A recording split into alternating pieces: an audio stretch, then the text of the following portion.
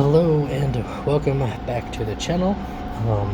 I'm your host, and this segment I'm going to do a series, I guess you want to call it that, where I'm going to read a couple of books.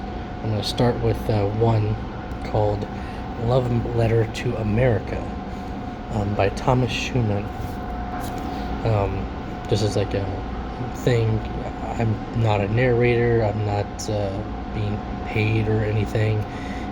I found this individual and wanted to know more, and so I found some of his speeches, I guess, and that sort of thing. And then I found that he had published a few books. And so if you do want the books, good luck trying to find them. I have not been able to find a physical copy of the books, but I did find a PDF of the books, and I printed them off so that way I could have a physical copy so I could read to you guys. Anyway, it is very interesting what he has to say, and everything that I read from here is from the book. I may throw in some of my thoughts or commentary, whatever, but again, I'm not a narrator, I'm not a reviewer, whatever. I'm just a regular dude reading this book, and take what you want from it, and hopefully you learn something and you see some similarities in what's going on, especially with recent events, compared to what Mr. Thomas Schuman has to say.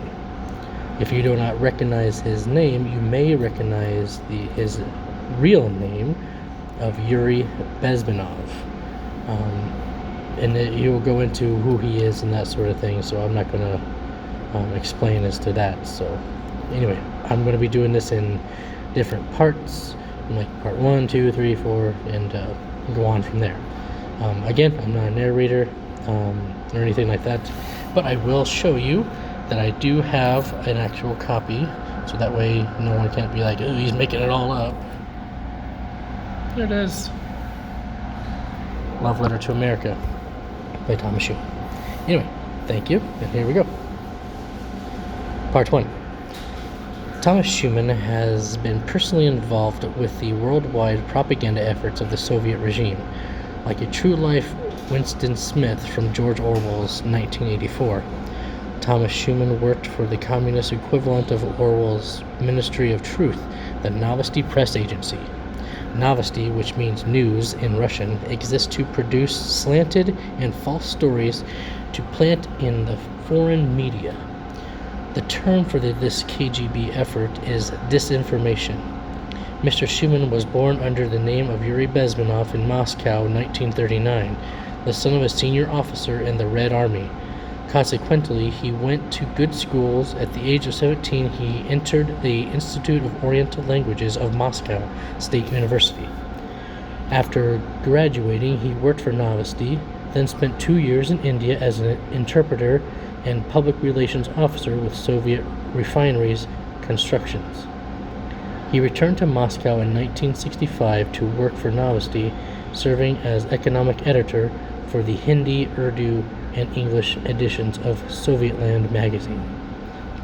In 1969, he went back to India and continued propaganda efforts for Novosti in New Delhi, working out of the Soviet embassy in a department called Research and Counter-Propaganda.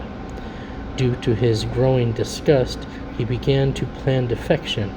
In February of 1970, he disguised himself as a hippie, complete with beads and wig, and joined a tour group to escape to Athens. He contacted the United States Embassy, and after a long debriefing by U.S. intelligence, was granted asylum and went to Canada.